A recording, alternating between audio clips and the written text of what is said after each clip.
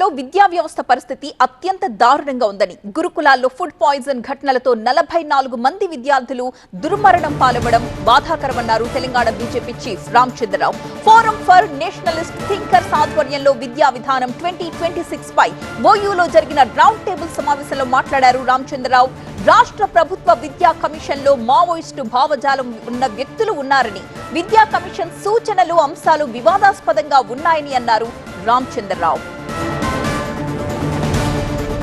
ఏవైతే స్కూల్స్లో ఉన్న పరిస్థితులు, బాత్రూమ్స్ ఉండవు, అక్కడ సరైనటువంటిగా మిడ్ డే మీల్ స్కీమ్ కూడా అక్కడ బంద్ చేశారు మీరు.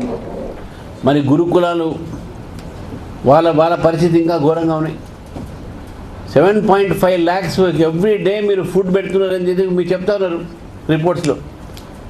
మరి ఇస్తున్నారా నిజంగా, లేకుండా పెద్ద స్కామా? 44 మంది విద్యార్థులు చనిపోయారు ఆ ఫుడ్ తిని.